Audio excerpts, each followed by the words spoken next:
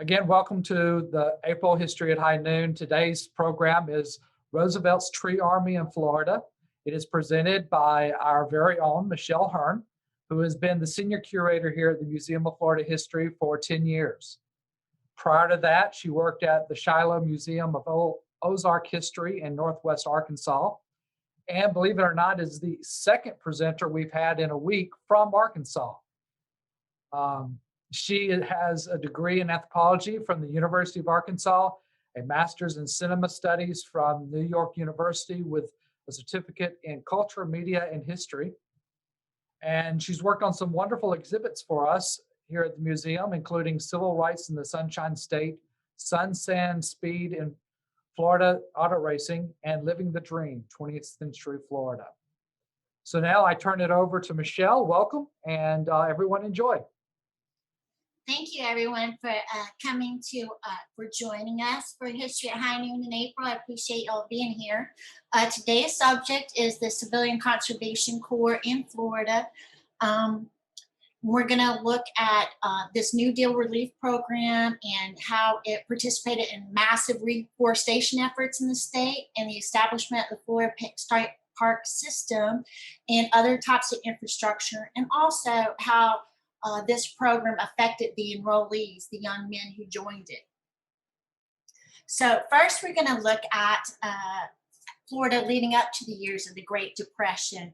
After World War I, land was super cheap in Florida, and Carl Fisher was down there in Miami developing it. There were cities like Daytona Beach and Boca Raton and Palm Beach were developing into tourist meccas.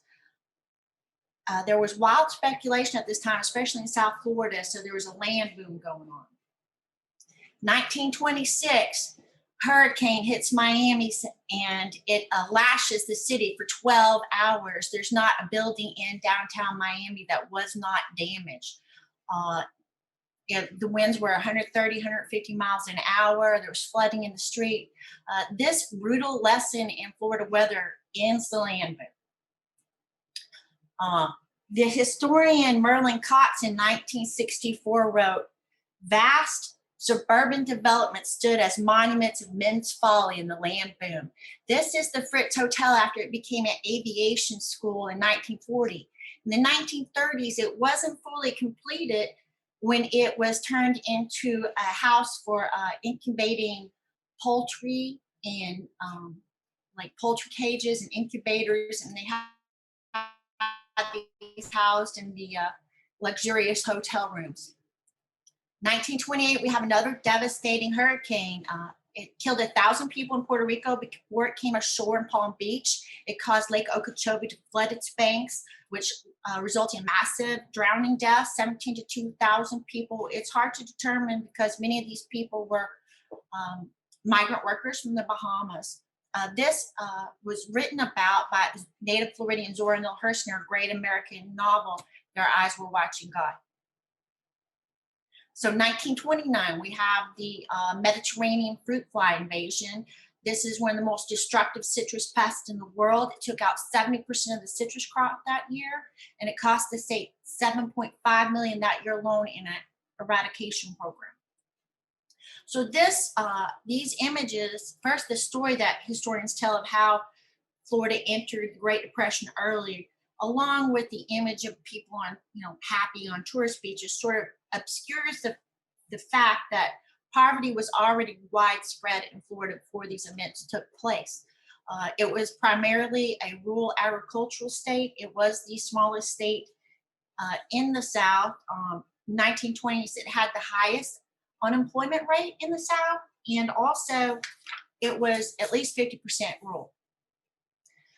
The recession came early to rural America. America had been the breadbasket of Europe during World War I, and after that war ended, a lot of land had been cultivated that really wasn't suitable to agriculture, and there was a lot of overproduction. Also here in North Florida in particular, millions of acres of forest had been clear cut, so there was a high unemployment in the turpentine and lumber industries as well.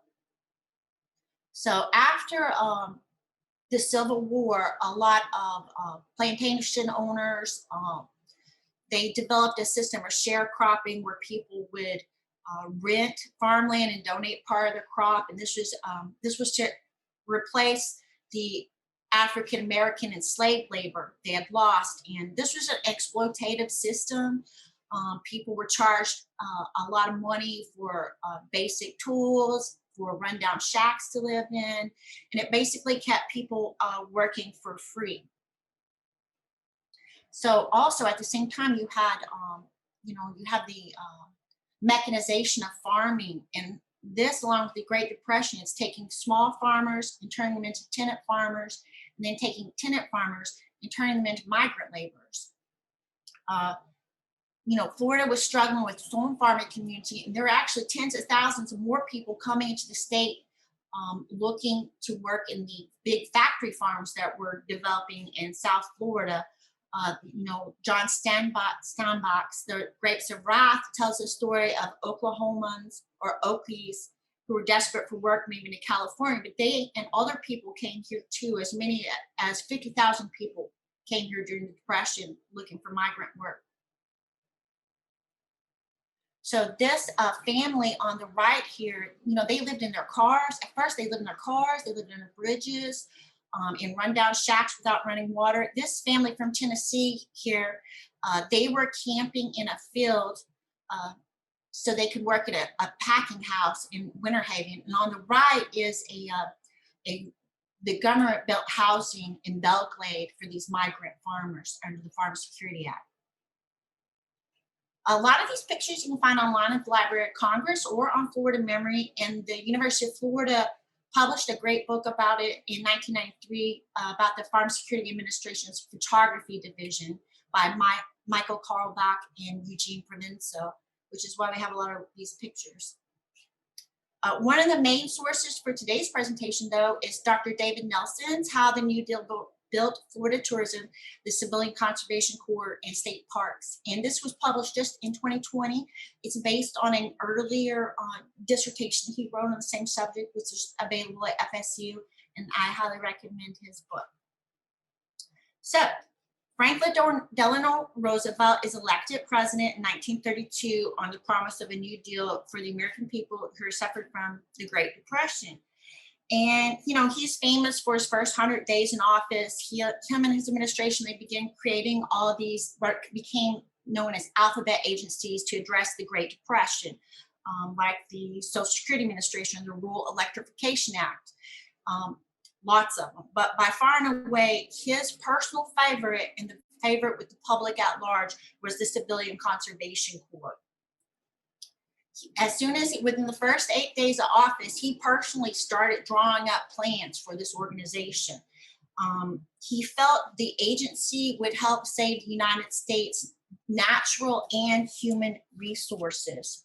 A third of America's unemployed were males 16 to 25, and there was a great concern that this unemployed youth was going to become radicalized, as was happening in Europe with the rise of communism and fascism. And besides that, Roosevelt, like many progressives, believed that outdoor physical activity, recreation was central to people's spiritual, mental, and physical health. So August 1933, he goes personally on a tour with 5 CCC camps in the Shenandoah Valley, and he brings the press corps along with him. They take all these pictures. This really cements the CCC and Roosevelt's connection. And early on, it gets the title Roosevelt's Tree Army. Now, there was the board was made up of people from different parts of government. The Labor Department selected who the enrollees were going to be from the relief roles. The Army fed, housed, clothed, transported, managed their day-to-day activities. The Agriculture Department of Interior selected the projects. And then in the field, it was organizations like the National Park Service, the soil conservation people, anyway, these type of and the Forestry Service, of course, I can't forget the Forestry Service. They managed the day-to-day activities. The head guy was a former labor leader named Robert Fechner. He answered directly to FDR. So in Florida, 1928, we have Doyle Carlton elected governor, and he's kind of a laissez-faire guy. He thinks depression's just a cycle, it's going to work itself out. First thing he did when he got to Tallahassee was cut the state government and the state budget. He did approve a sales tax to kind of help develop the highway system, but everything the legislator put forward as far as taxes, he would veto it. The guy on the horse is David Schultz. He was elected governor in 1932. He was not supposed to win. He was born in Brooklyn. He graduated from Yale. He had a law practice in Daytona Beach. He was a practicing Episcopalian there. Anyway, he did surprisingly well in the first round of the primary, so there had to be a runoff.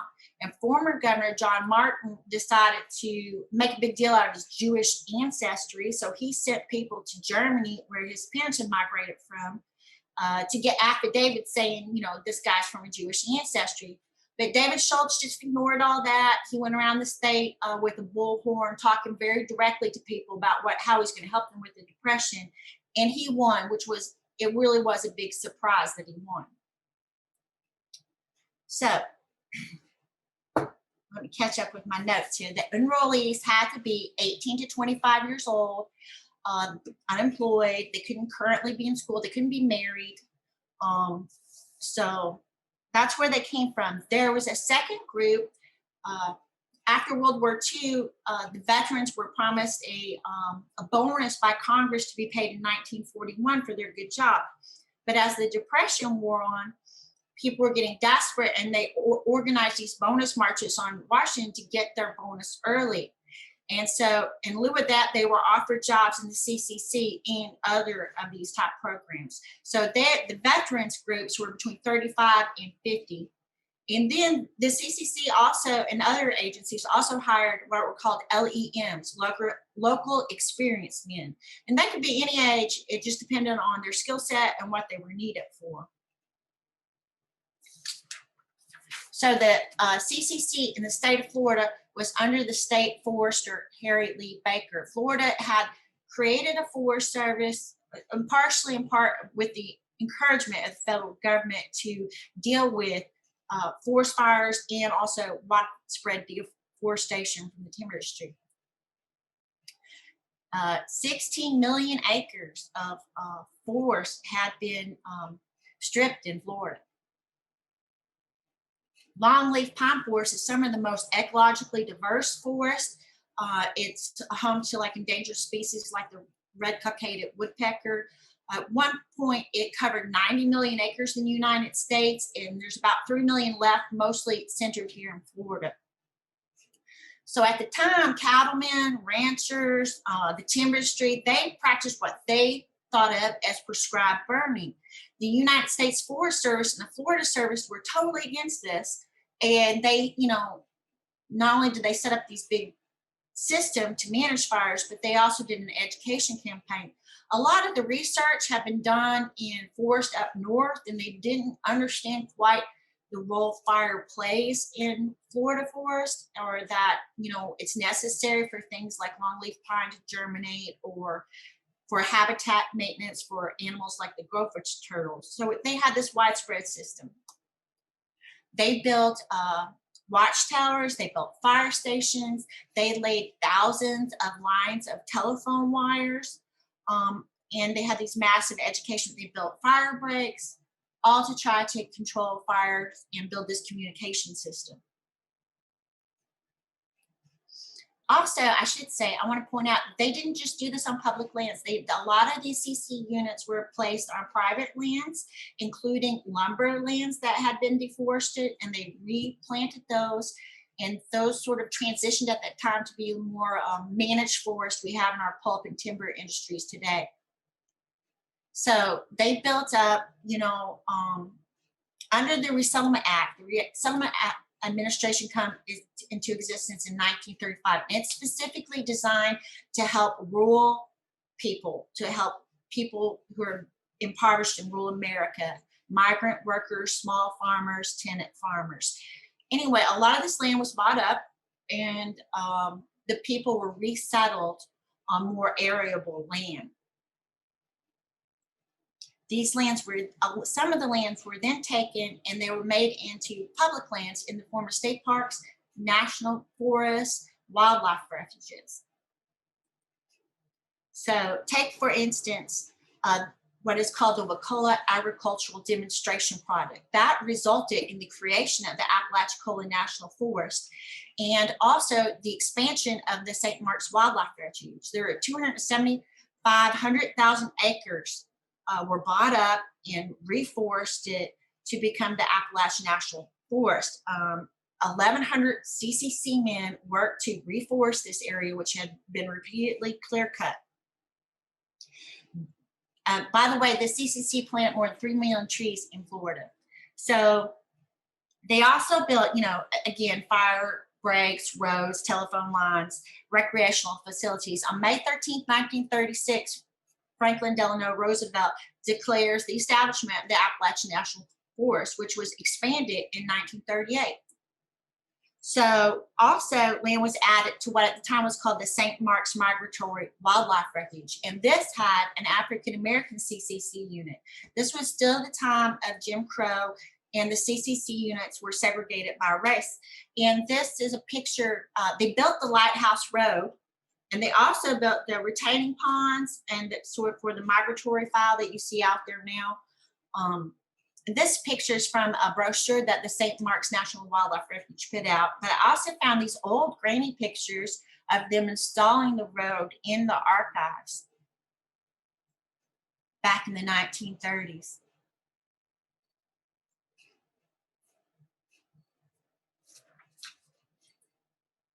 Another large project under the Resettlement Administration was the Withlacoochee River Agricultural Project. Now, a lot of this information comes from an article written by Diane Bedard, who interviewed Sid Taylor. Sid Taylor is a longtime forester and historian and park naturalist down in the Withlacoochee State Forest. Anyway, this area, first they came for the resin and the turpentine, then the timber industry came through, and then they started mining phosphate. And the phosphate necessitated taking even more stuff out of the river, so they make room for the big barges piled with phosphate. So most of the people, 90% of this land was tax delinquent. And so it was bought up by the government. They bought up 113,000 acres. Which was reforested. Now, this wasn't CCC labor. This was actually mostly, appears to be local people hired by the WPA. I think maybe, I'm guessing maybe because the unemployment rate was so high with the 90% tax delinquent land. So here they are, they're reforesting the area. They were quite busy here. They're stringing up, you can see they're stringing up the telephone lines. They built 5 fire towers. They built a bunch of roads and fire breaks. Anyway, and a lot of other facilities. Today, this area and the river are protected in the Withlacoochee State Forest. So the CCC did work in the Choctawhatchee Forest, Osceola Forest, Ocala. There were hundreds of thousands of acres at this time added to those national forests. They also built cabins and picnic facilities and those type of things in these state forests, these national forests. So moving on to the state park system. Now, the first organized efforts really to get a state park system was by women's clubs. The Florida Federation of Women's Club petitioned the government. They wanted to have a state park system set up. They wanted to save this area in the Everglades for a bird sanctuary and this majestic stand of royal palms. So the head of their agency was May Mann Jennings. She was the president, and she was the wife of the former governor William S. Jennings. And they wrote up legislation to get this park established, and the women's club sent out the word to all the ladies clubs in the state to support this, and the legislation was passed, and it became a state park in 1916. Here's a nice postcard I found from the National Park System of when it was still a state park. So May Man Jennings was also on the Florida Forestry Association, and they were pressing for a state forestry board to help manage the timber industry. She also wrote this legislation, and her son was in the legislature at this time. And again, it passed, and a state board was founded, and Harry Lee Baker was appointed the state forester, and all CCC projects in Florida were under him, except for 2 on the Seminole Reservation, and they were in the Department of Interior. Now, this was a state park in name only. After an initial $1,000 appropriation, the state stopped funding the park. So the park was donated in 1947 to what would become Everglades National Park, which opened in 1949. So here's the story of the first state park in our system today. So in 1930, the wealthy Roebling family decided to build an estate on Lake Placid near the Sebring Avon Park area, which is it's in the Central Highlands where the ridge is, where they have with the ancient upland dune system. Anyway, she was drawn. He's the grandson of the guy who built the engineer who designed Brooklyn Bridge. Okay, so Margaret, who I don't think the Audubon people would really like her hat though, but anyway, Margaret was drawn to this virgin stand of pine trees that stuck out from everything else. It was like 100 feet tall. And what it really was a remnant of an ecological system that used to stretch for hundreds of miles. And she decided she was going to make this a park, and they bought it for $25,000. Now, there was a local board of people who were already interested in making the park, but really the Roeblings funded it themselves. And she unfortunately died early. And John Roebling, speeded up the process in her honor. He spent $300,000 of his own money to build this park. I just love this tree. He even spent $10,000 just adding, iron bars to hold up some of these trees that she loved. So the Roeblings, they hired a bunch of out-of-work men during the Depression from Sebring, and these guys built the park. They built bridges, a ranger station, fences, a bunch of different facilities. Now,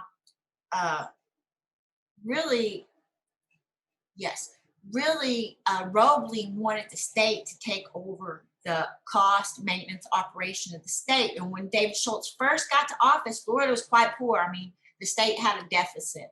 So he was resistant. But at the same time, there was this pressure coming from Washington, D.C. for Florida to pony up some more support for all this federal relief they were getting from the federal government.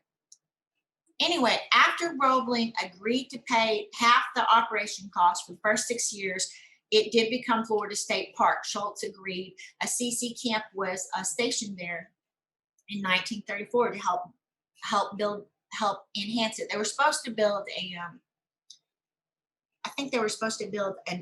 state garden and arboretum there. So anyway, they didn't get around to that, but they built a bunch of other stuff in state. They were there for about 7 years. State forester, he's right here standing beside Governor Schultz. They signed the Florida Park Service into law in 1935. This is also the year that the Florida Forest Service gets a budget, an actual budget for the first time. So this was going to be the herbarium. The CCC built this in Highland State Park. Today, it is actually the CCC, the Florida CCC Museum. So communities across the country petitioned, campaigned to get CCC parks to help develop their area. And the people of Sarasota were no different. They were super excited to have a CCC camp there to develop Mayaca State Park.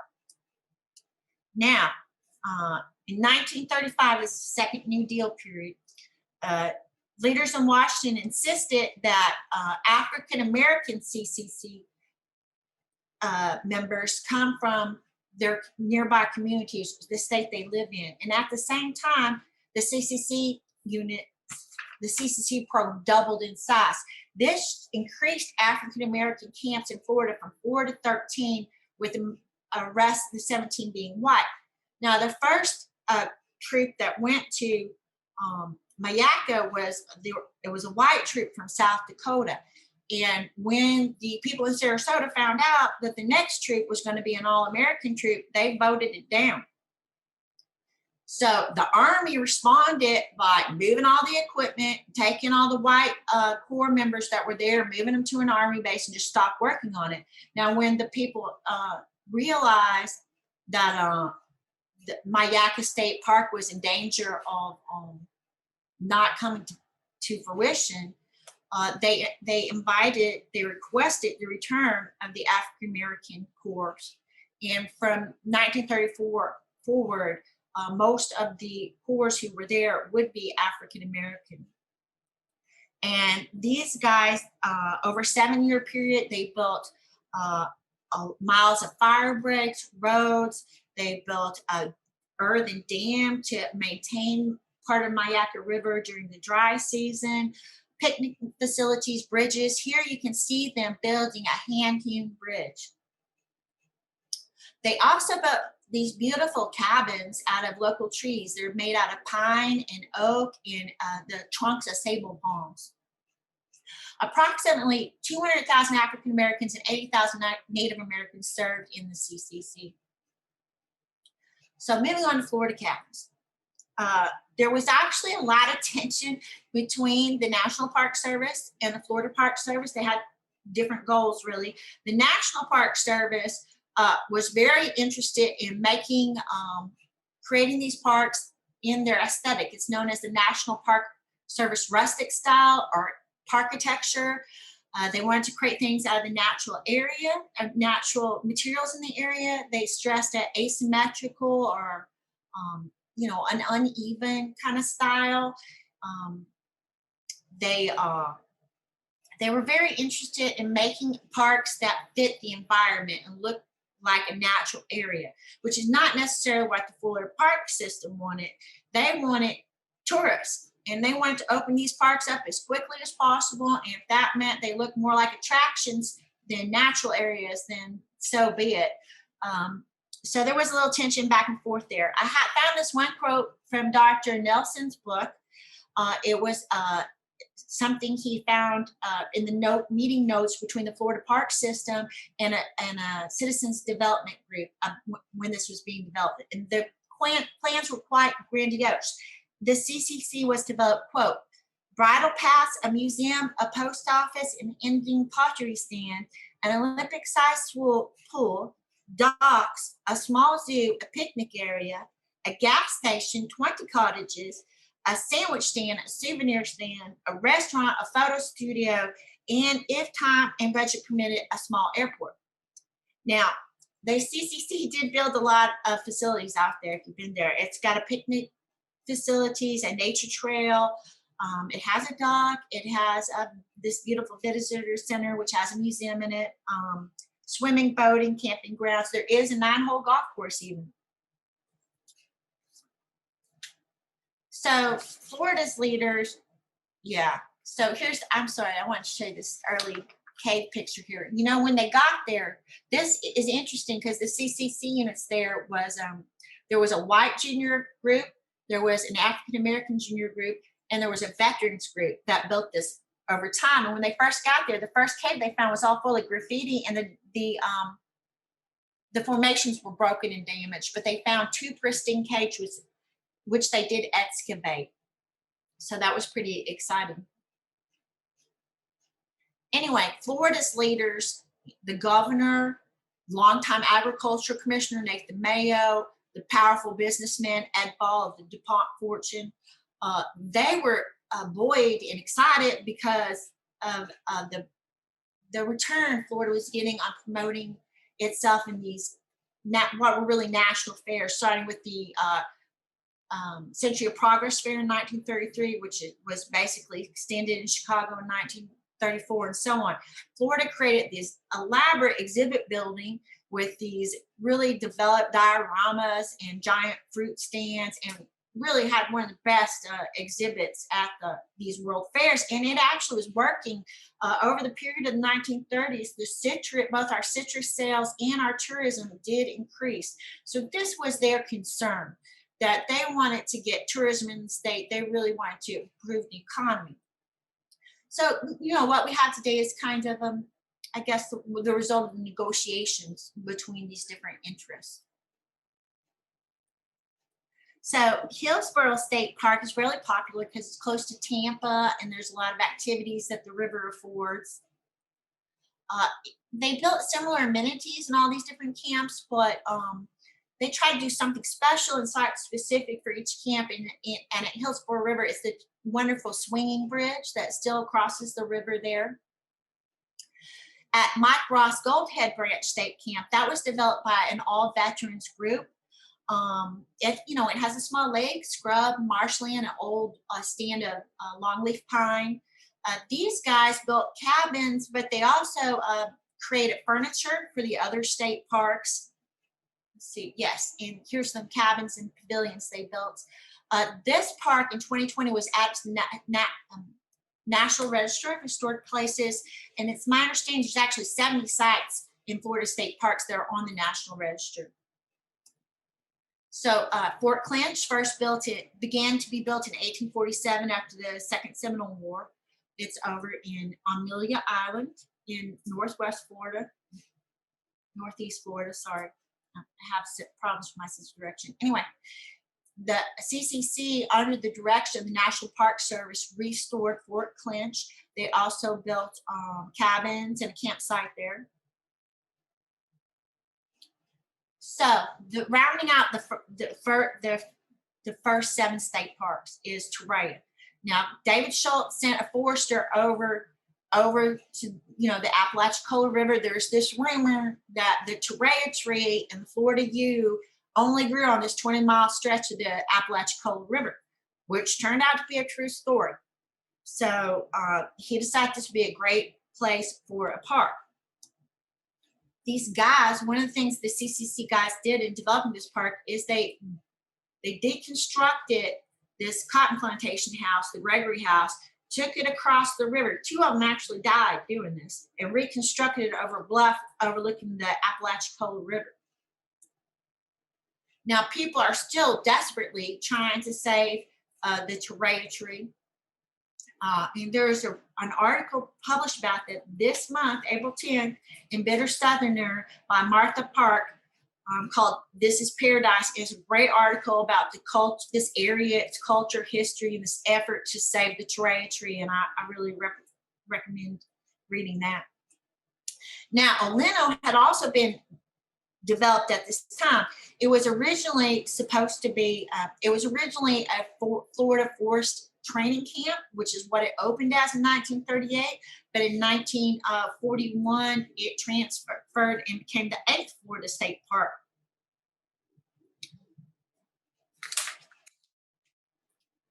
Now, several other parks opened later that also featured buildings from the CCC, like the Swanee River Park and the Tomoka State Park. So again, the main purpose of the CCC was to fireproof the forest. And they set up this telephone system to put out forest fires. They built all these things to educate the public, and that was their main thing. But they also participated in soil conservation.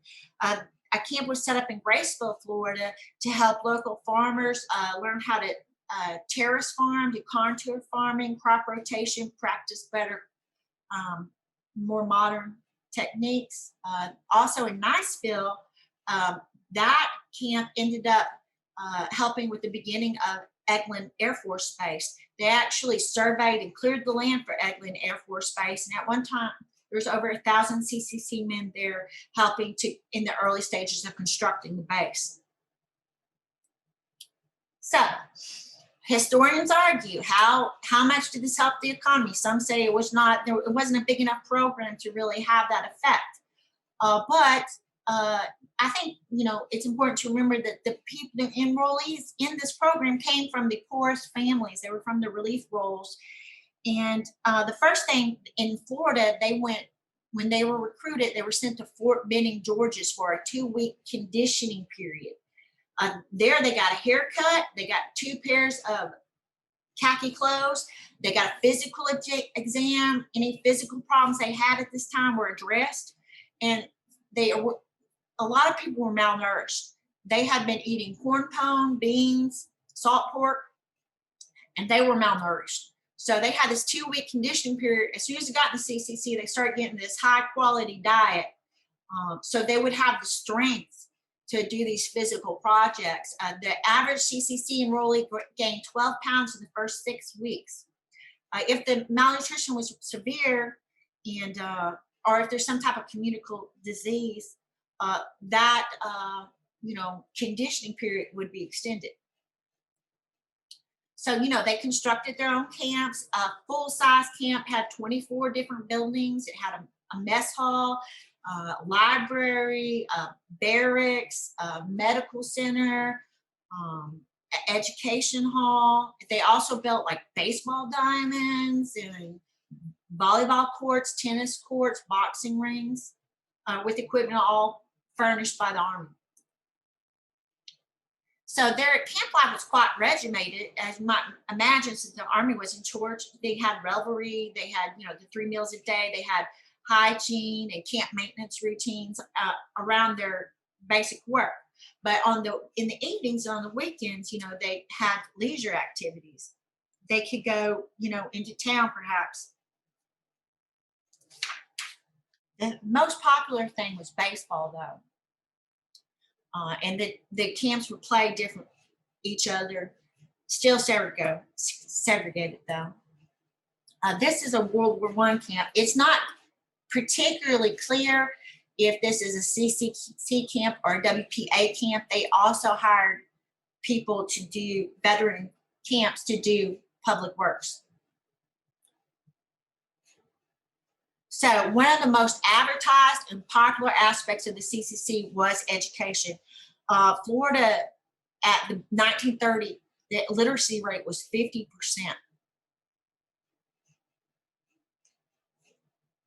So I just want to talk about some of the classes they took. It changed over time. At the beginning, they're constructing the camps. There was this emphasis on woodworking, carpentry, electrical wiring. But there was also an emphasis again on eliminating illiteracy. And there were arithmetic classes, English classes. You have to remember a lot of these people came from sharecropping families, and they had like a 3rd, 4th grade education, many of them. And even then, school was only like 3 months out of the year because agricultural work took precedence. So some of these, both white and African-American CCC members really took advantage of this process, and the Army it was encouraged by progressives in the New Deal.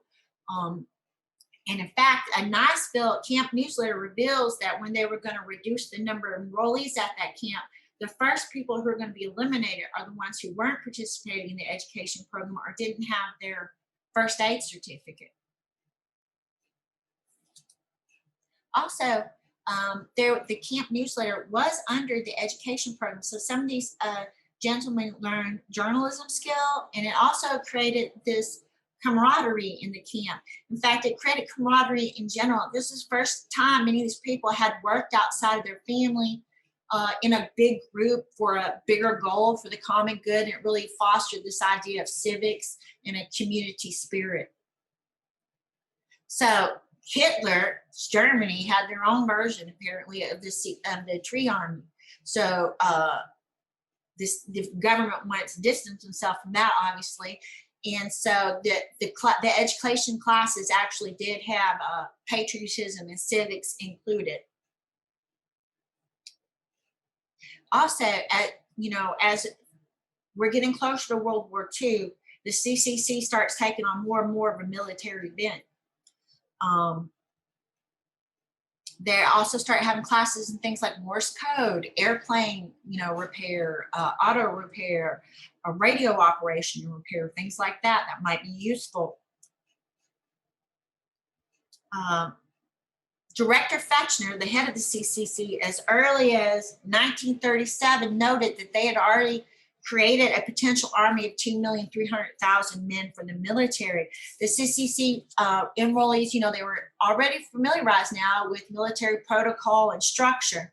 And many enrollees were drafted for World War II directly out of the camps. As the military, America's focus shifted as we're getting closer to World War II to international matters. The CCC units, the program's dwindling down. The camps are mostly being assigned to Camp Landing at this point. By June of 1942, the program has ceased. So also, of course, World War II had a dampening effect on Florida's tourism for a while. All the CCC guys had really been like the de facto tour guides. So all the camps closed down before World War II. And, but right after the war, 1946, they opened back up. And the first year they had 50,000 visitors. So that was good. So to conclude, over a 9-year period, 50,000 Floridians went through the CCC program, and there was more than $30 million invested into state infrastructure through these programs. And besides the creation of a state park system and the forest fire communication system, millions of trees were planted to counteract the widespread deforestation that was in the state. And of course, these enrollees would go on to help fight and win World War II, and then they would come back home and help build America's middle class and, the prosperity of the post-war boom years. Thank you. I'm happy to take questions. If anyone has questions. Thank you, Michelle, for that presentation. Thank you. Yeah, anyone that wants to see the work of these CCC boys there, this is a testament to the work and the quality that went into everything they built, that you can still see a lot of this today. Also, I just want to say that there's not been a lot of research done in this area, enough research done in this area. So if anybody's looking for something to research, the CCC and other New Deal programs in Florida. When you were preparing this, what was your favorite park that you found that they worked in? I've been to some of the parks, the ones near us, but I haven't been to Highland State Park and Highland Hammocks. And I definitely want to go there. Want to go see the Ccc Museum. And what was the article that you mentioned about Torreya? It's called "This Is Paradise," and it was published April 10th in Bitter Southerner. And it is fascinating to tell. They interviewed this guy who was from there, who grew up to be a scientist and is trying to help save the tree. And it is quite the story.